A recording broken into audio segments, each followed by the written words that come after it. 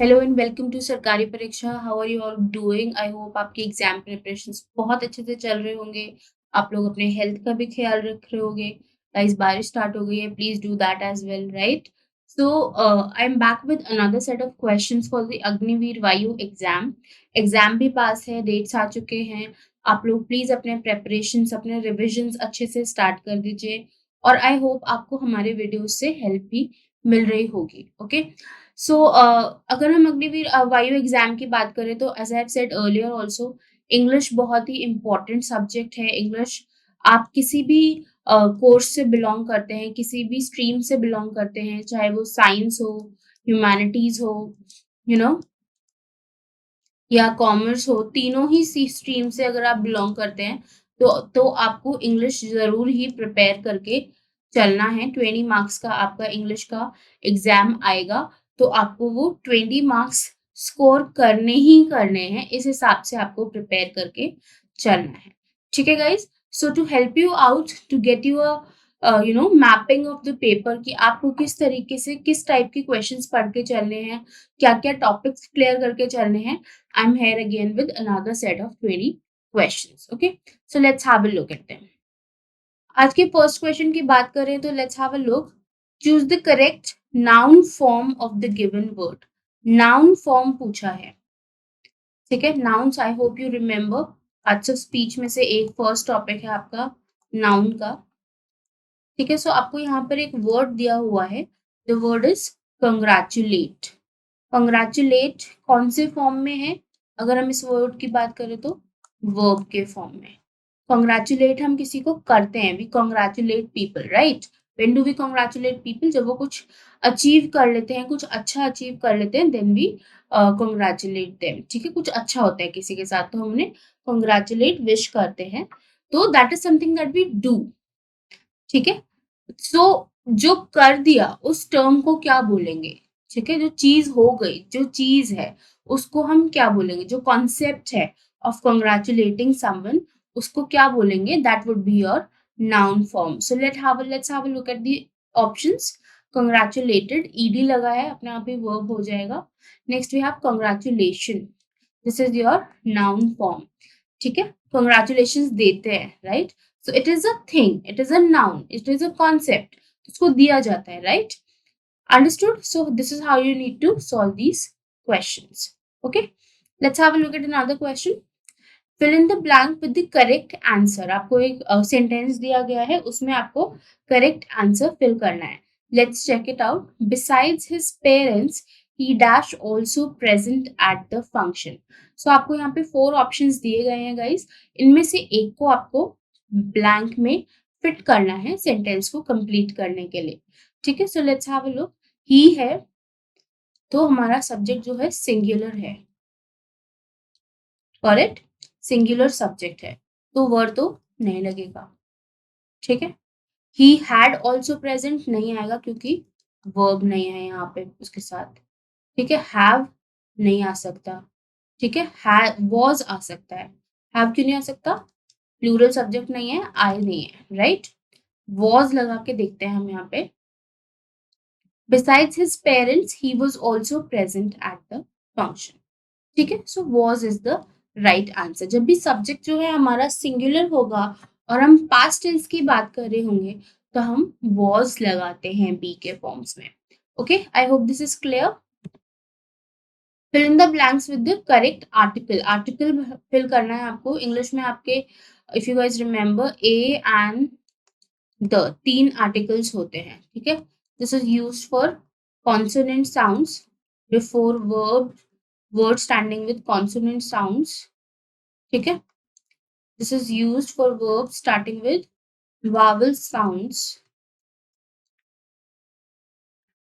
and this is used for specific or particular things. Okay, so this is how we use articles in English. यहाँ पर let's have a look at the sentence जिसमें हमें article लगाना है।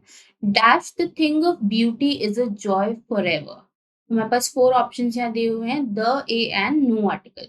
ऐसा भी होता है, पता है, बहुत केसेस में वेयर आपको सेंटेंस दिया होता है जहां पर आपको आर्टिकल रिक्वायर्ड ही नहीं है, ठीक है।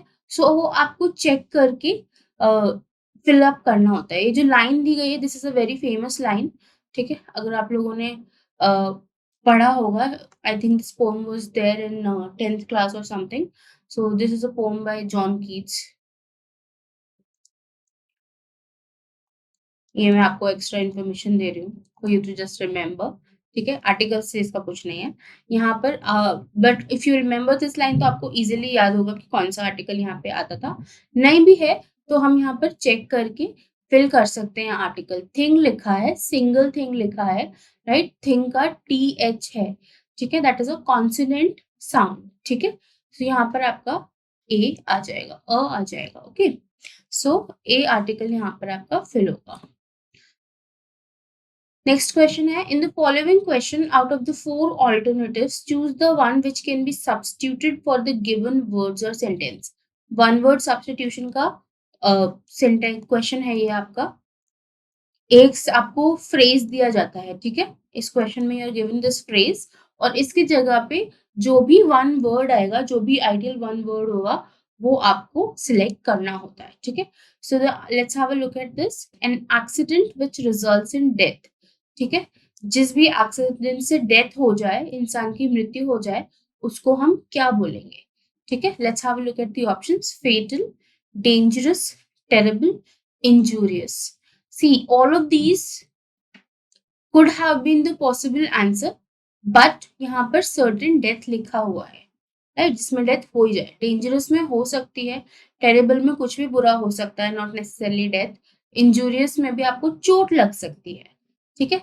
Fatal is the right answer. Fatal मतलब होता है that can cause your death, ठीक है? जो डेथ कॉज कर सके, that is fatal, okay? So the accident will be fatal. Understood? Next question है आपका, fill in the blanks with suitable conjunction। conjunction भरना है यहाँ पे आपका। conjunction is another part of speech, right? अगर आप लोगों ने पढ़ लिया है तो आपको याद होगा conjunctions क्या होते हैं। Basically they are linking words, जो किसी किन्हीं भी दो वर्ड्स को, किन्हीं भी दो फ्रेजेस को या सेंटेंसेस को लिंक करने के लिए यूज होते हैं। दो सिंपल सेंटेंसेस को कॉम्प्लेक्स सेंटेंसेस बनाने के लिए भी यूज होते हैं। उन वर्ड्स को हम conjunctions बोलते हैं। So let's have a look here.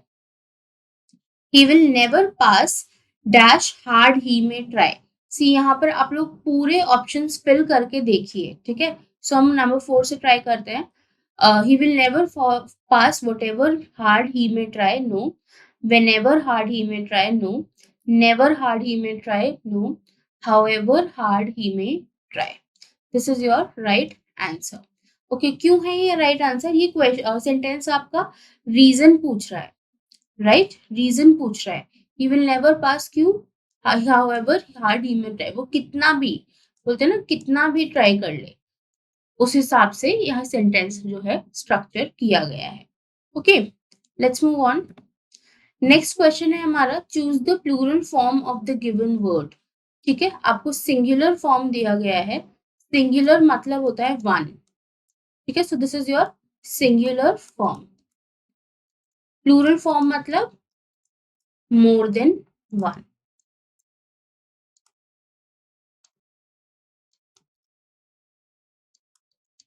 ठीक है? So hero is your singular form. Hero का प्लूरल क्या हो जाता है? हीरोज। हम ईएस लगा देते हैं इसके आगे, ठीक है? That is how you solve this question.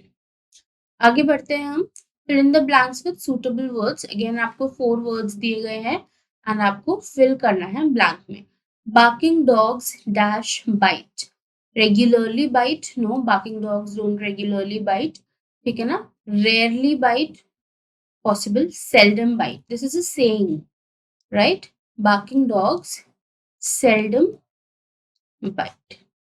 भौंकने वाले कुत्ते काटते नहीं है, बोलते हैं ना, right? So that is English version है उसका, बार्किंग डॉग्स सेल्डम बाइट। यहाँ पे जो वर्ड्स आपको दिए गए हैं, all of these words are your adverbs, ठीक है? सो अगर आप एडवर्ब्स अच्छे से प्रिपेयर करेंगे तो उसमें आपको फिर आंसर समझ आ जाएगा कि यहाँ पे हमने सेल्डम क्यों लिखा है। एडवर्ब ऑफ टाइम या मैनर होते हैं, right? Adverb of time, adverb of frequency, adverb of place, adverb of purpose, ठीक है? तो यहाँ पर seldom is adverb of frequency, okay? Select the most appropriate antonym of the given word. Word दिया गया है, इसका आपको एंटोनिम यूज करना है। एंटोनिम मतलब होता है ऑपोजिट। इसके ऑपोजिट मीनिंग वाला वर्ड आपको सिलेक्ट करना है गिवन ऑप्शंस में से। ओके गाइस, सो कॉन्जिक्यूटिव है। कॉन्जिक्यूटिव मतलब कॉन्टिन्यूस, ठीक है, या फिर बोलते हैं ना हिंदी में लगातार,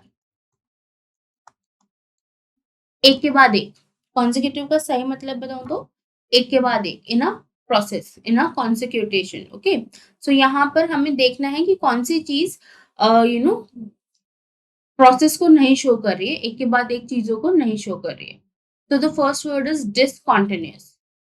फर्स्ट ही आपका राइट आंसर है। कॉन्टिन्यूस का एग्जैक्ट ऑपोजिट डिसकॉन्टिन्यूस हो जाएगा, ठीक है। नेक्स्ट आता है आपका choose the most similar in meaning to the given word, ठीक है। सिमिलर, ये आपका सिनोनिम पूछा गया है यहाँ पे। सी डिफरेंट डिफरेंट टर्म्स आपको यूज करते हैं यहाँ पे। कहीं एंटोनिम लिखा होता है, कहीं ऑपोजिट मीनिंग वाला वर्ड लिखा होगा, कहीं पे सिनोनिम लिखा होगा, कहीं पे सिमिलर मीनिंग वाला वर्ड लिखा होगा। चीज सेम ही है, ठीक है, बात हम सेम ही कर रहे हैं। तो एंटोनिम में हम ऑपोजिट मीनिंग देखते हैं, उल्टा मीनिंग देखते हैं, ठीक है। इसमें हम सिमिलर मीनिंग मतलब जो मैच कर रहा हो, जो सेम बात बोल रहा हो, उस वर्ड को हमें ढूंढना है। तो वर्ड है बैरन। बैरन मतलब जो चीज उपजाऊ ना हो, ठीक है। समथिंग जहां पे कुछ ग्रो ना कर सके, कुछ पनप ना सके, ठीक है। सो इसका क्या होगा सही meaning? Infertile. Okay, let's have a look at another question. In the following question, a sentence has been given in active passive voice. Out of the four alternatives suggested, select the one which best expresses the same sentence in a passive active voice. ठीक है, सो ये active voice passive voice का आपका question है, ठीक है। ये question एक या दो आपके आने ही आने हैं। So it's very very important कि आप इस टॉपिक को बहुत ही ध्यान से और बहुत ही अच्छे से प्रिपेयर करके चलें, ठीक है। So let's have a look at the sentence here. The cobbler was mending my shoes. जब भी हम एक्टिव पैसिव का क्वेश्चन करते हैं तो as I said earlier also, सबसे पहली चीज जो आपको चेक करनी है that is the tense. Tense क्या है यहाँ पे? was mending, right? So it is your past continuous tense, ठीक है। जब भी कॉन्टिन्यूस टेंस की बात होगी एक्टिव पैसिव में, तो हमारा एक्टिव पैसिव में सबसे पहली चीज क्या होती है? जो हमारा सब्जेक्ट है वो हमारा ऑब्जेक्ट बन जाता है, राइट। तो माय शूज से हमारा सेंटेंस जो है स्टार्ट हो जाएगा, क्योंकि जो हमारा ऑब्जेक्ट है वो हमारा सब्जेक्ट बन जाएगा, ठीक है, like this. Okay, so my shoes से हमारा सेंटेंस स्टार्ट हो जाएगा। पास्ट कॉन्टिन्यूअस टेंस है, राइट। माय शूज अगर सब्जेक्ट बन गया तो क्या लगेगा? वर, क्योंकि अब सब्जेक्ट प्लूरल है। जब द कॉबलर सब्जेक्ट था तो सब्जेक्ट सिंगुलर था, तो वॉज लगा हुआ था, ठीक है। लेकिन अब सब्जेक्ट जो है वो प्लूरल हो गया है, the shoes is the subject, तो वहां पर वर लगेगा, ठीक है, माय शूज। ओके, वर अब हम पैसिव वॉइस में चेंज कर रहे हैं, तो वर के बाद हम लगाएंगे be plus third form of verb that is mended, ठीक है। आगे नेक्स्ट आपका आ जाएगा सब्जेक्ट। तो अपना सेंटेंस आप चेक कर लीजिए किससे मैच कर रहा है। My shoes were being मेंडेड by the coupler. Easy ना, फर्स्ट आपका राइट आंसर है। जब भी हम पैसिव वॉइस में चेंज कर रहे होते हैं तो हम सेंटेंस में बी का कोई भी फॉर्म लगाते हैं डिपेंडिंग ऑन द टेंस। अगर ये सेंटेंस सिंपल प्रेजेंट में होता तो हम इज लगाते, सिंपल पास्ट में होता तो वॉज लगाते। Since it's in past continuous, was already लगा हुआ है, तो हम बी का थर्ड फॉर्म लगाएंगे that is be. Okay, easy enough, आगे बढ़ते हैं। In the given question, four words are given out of which one word is correctly spelled. Choose the correctly spelled word. Spelling का आपका question है, correct spelling आपको select करनी है। Okay, so 12th is not the word, ठीक है, it's 12th, ठीक है, 12th night, right, Shakespearean play. तो करेक्ट आंसर आपका है TWELFTH। ठीक है, ये तो स्पेलिंग्स आपने स्कूल में पढ़ी हैं, नंबर नेम्स करे हैं सबने स्कूल में, तो आपको अच्छे से याद होनी चाहिए। ओके, आगे बढ़ते हैं गाइस।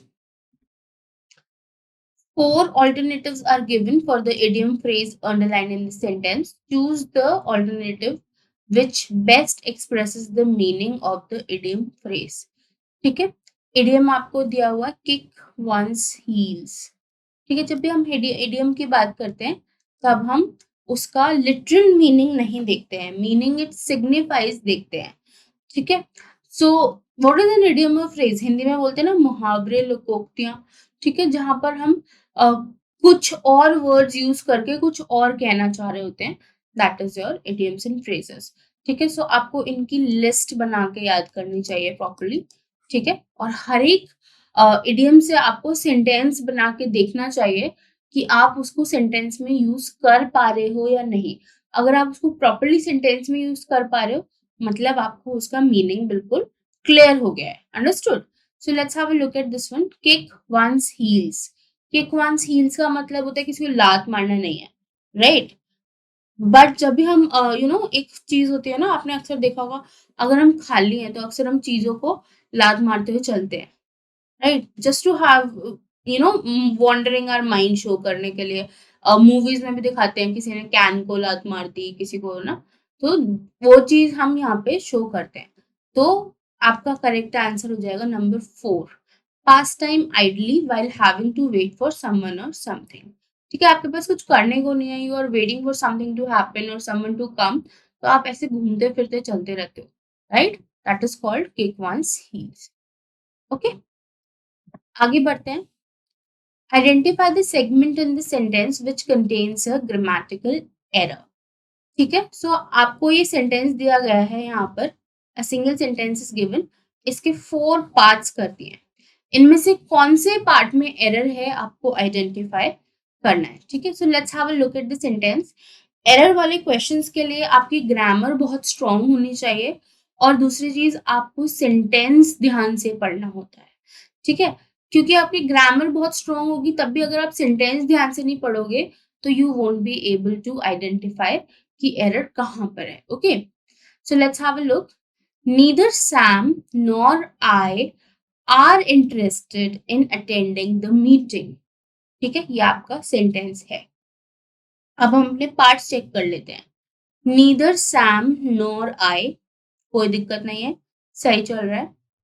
आर इंटरेस्टेड, अब यहाँ पर हमारा सब्जेक्ट क्या है? सैम एंड आई।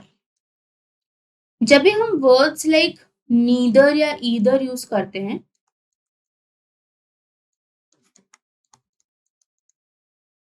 तो we usually have 2 subject,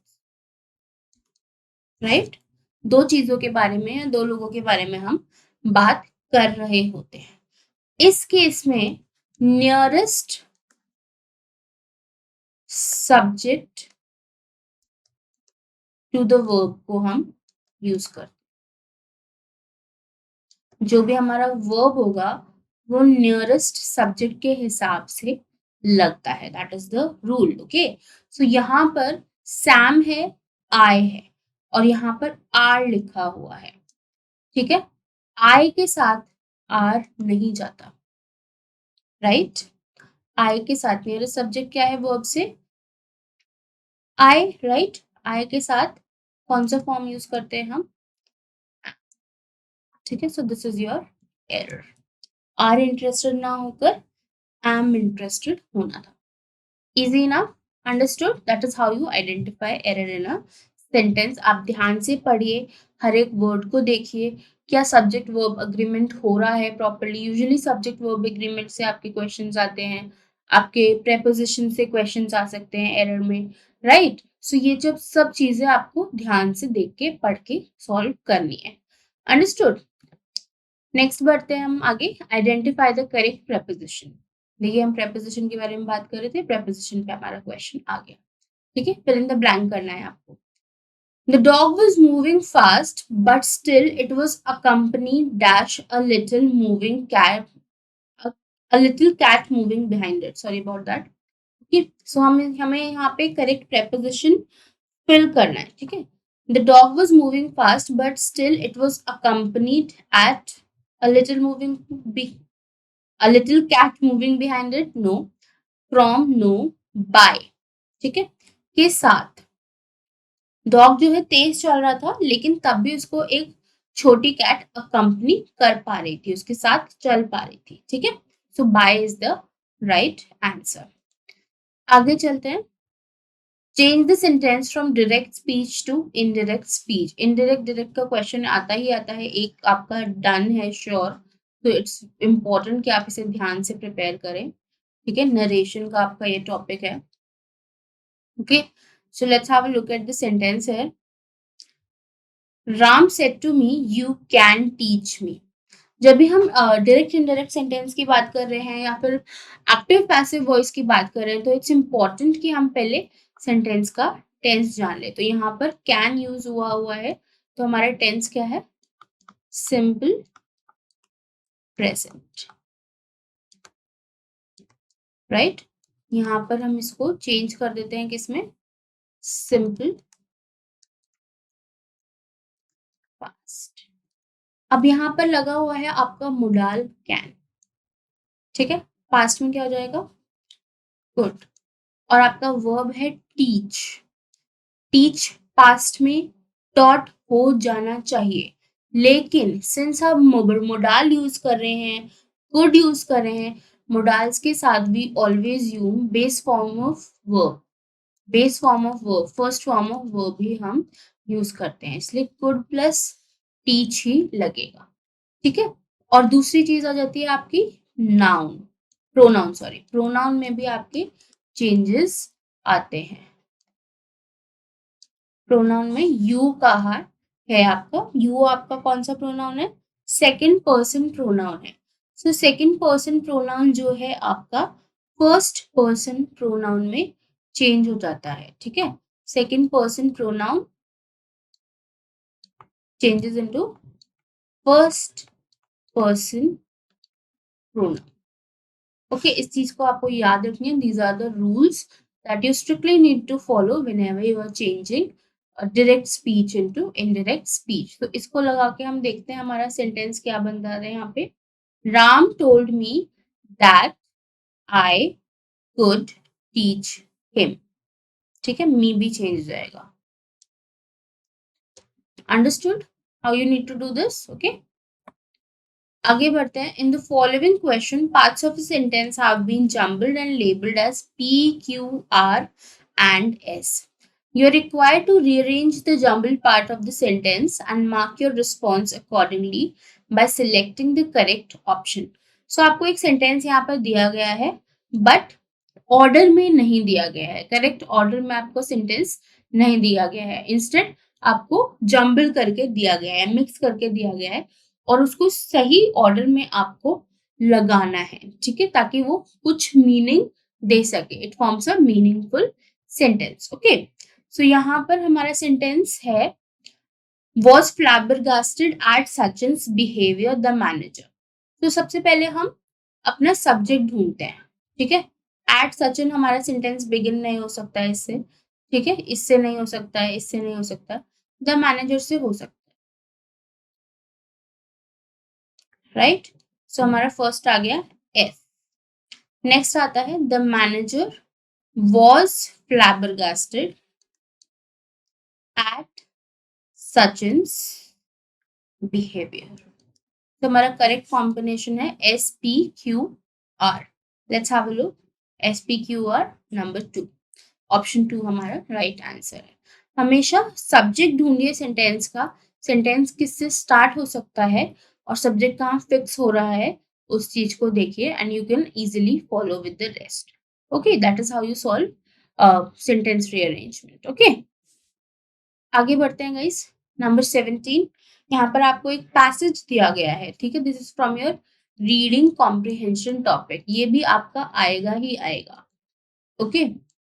reading comprehension passage आपको यहाँ पे दिया हुआ है, आपको पैसेज ध्यान से पढ़ना है बहुत ज्यादा, ठीक है। आप जब भी पैसेज पढ़ रहे हो तो क्वेश्चंस को चेक करते हुए चलिए, ठीक है, क्वेश्चंस किस टाइप के हैं? यूजुअली आपके क्वेश्चंस कैसे आएंगे पैसेज में से?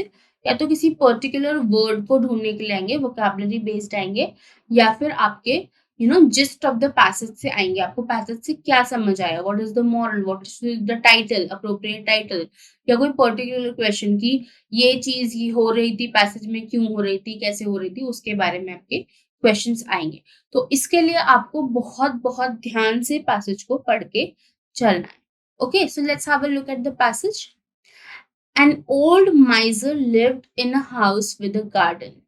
ठीक है, तो यहाँ पे बात कर रहे हैं ओल्ड माइजर। ओल्ड माइजर मतलब कंजूस बुढ़ा बोलते हैं ना, तो उसके बारे में बात हो रही है। An old miser lived in a house with a garden. The miser hid his gold coins in a pit under some stones in the garden. Every day, before going to bed, the miser went to the stones where he hid the gold and counted the coins. He continued this routine every day, but not once did he spend the golds he saved. ठीक है, सो एक बुढ़ी की बात हो रही है, एक ओल्ड इंसान की बात हो रही है, हु वाज माइजर। माइजर मतलब कंजूस था। तो उसने क्या कर रखा था, इसने गोल्ड कॉइन्स हिड कर रखी थी अपने गार्डन में, जिन्हें उसने स्टोन से ढक रखा था। तो वो रोज जाता था और उन्हें गिन के आ जाता था, लेकिन खर्च नहीं करता था। ठीक है, one day a thief who knew the old miser's routine waited for the old man to go back into his house. After it was dark, the thief went to the hiding place and took the gold. The next day, the old miser found that his treasure was missing and started crying loudly. His neighbor heard the miser's cries and inquired about what happened. On learning what happened, the neighbor asked, "Why didn't you save the money inside the house? It would have been easier to access the money when you had to buy something." "Buy?" said the miser. "I never used gold to buy anything. I was never going to spend it." On hearing this, the neighbor threw a stone into the pit and said, "If that is the case, save the stone. It is as worthless as the gold you have lost." ठीक है, सो neighbours को उसकी आवाज सुनाई दी रोने की, and they went on and checked him out. तो उसने क्या बोला कि मैं कभी खर्च नहीं करने वाला था उस पैसे को, मैं तो गोल्ड से कुछ नहीं खरीदता कभी भी, I was going to never going to spend it.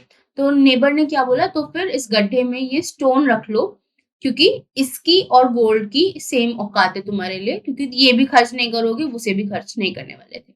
ठीक है, so this is the gist of the story, कि एक बुड्ढे, कंजूस बुड्ढे के बारे में हम यहाँ बात कर रहे हैं। ठीक है, so the let's have a look at the first question. What is the moral of the passage? Moral क्या है हमारा, कि non existent wealth is non existent अगर आप उसे कुछ स्पेंड नहीं करते हैं। ठीक है, so let's have a look at the options. Do not get greedy. Be happy and content with what you have. No. Nobody trusts a liar even when he's telling the truth. That is not the moral. Wealth is everything. That is definitely not the moral. Wealth not used is wealth that does not exist. ठीक है, अगर आप खर्च ही नहीं कर रहे, if you're not spending something, अगर आप अपने अपने लिए कुछ अच्छा नहीं कर पा रहे हो उस पैसे से या उस वेल्थ से, तो फिर वो वेल्थ आपके किसी काम की नहीं है। ठीक है, आगे बढ़ते हैं। नेक्स्ट क्वेश्चन है, what did the miser hide under some stones? ठीक है, क्या छुपाया था? हमारी स्टोरी में बताया है gold coins. Okay, easy enough. Next question पढ़ते हैं। Who said these line? If that is the case, save the stone, it is as worthless as the gold you have lost. किसने कही थी ये बात? नेबर ने आके कही थी ना, right? So the neighbor is the right answer. Easy enough, passage बहुत easy है, right? Which of the following words could replace the word spend as used in the passage? See, as I was talking about, एक word जरूर पूछते हैं आपसे, spend को replace कर सकता है, मतलब spend से similar meaning वाला word आपको चाहिए, यहाँ पे आपको synonym इसका चाहिए। Okay, so let's have a look. Secure, search, expand, expand. ठीक है, सो आपका सही आंसर है एक्सपेंड। एक्सपेंडिचर बोलते हैं ना हम, so that is also spending something. Okay, पैसे खर्च करने को ही हम एक्सपेंडिचर बोलते हैं। So expend is the right answer. Okay, so I hope this is clear to you how you need to solve reading comprehension. Passage को बहुत ध्यान से पढ़िए, साथ साथ क्वेश्चंस पे भी ध्यान देते चलिए। सी यहाँ पे स्टोरी टाइप्स क्वेश्चंस आते हैं, सो आप एक पहले पैसेज पढ़ने से पहले एक quick look at the question मार लो, ठीक है, जल्दी से एक देख लो कि क्वेश्चन क्या क्या टाइप के पूछे गए हैं। फिर जब आप स्टोरी या पैसेज पढ़ रहे हो, तब आप उन क्वेश्चंस को ध्यान में रख के अपने आंसर्स ढूंढ सकते हो, क्योंकि टाइम बहुत लिमिटेड होता है, तो ऐसा नहीं है कि आप पैसेजेस बार बार पढ़ सकते हो, राइट। आपको क्विकली सॉल्व करना है, उस केस के लिए आप जल्दी से क्वेश्चंस पे नजर मार लो and then go back and proceed reading the passage. Okay, so I hope this is clear to you people. So these were the 20 questions that we did today. यहाँ पर आपके different types of questions आपने देख लिए, right? So आपका noun से question था, right?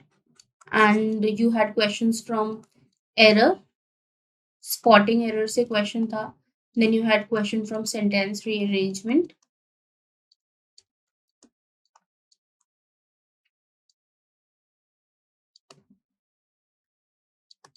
right, and then we also had questions from fill in the blanks थे आपके, fill ups थे, and then we had questions from vocabulary, synonym है, antonym है, one word है, आपका idioms है, and finally आपका reading comprehension, ठीक है। So these are the topics that you need to cover when you are studying. आपको ये टॉपिक्स इसी तरीके से पढ़ के चलने हैं, ठीक है। So I hope this video was helpful to you people. Thank you for watching this video. Kindly like, share and subscribe to our channel and have a very nice day.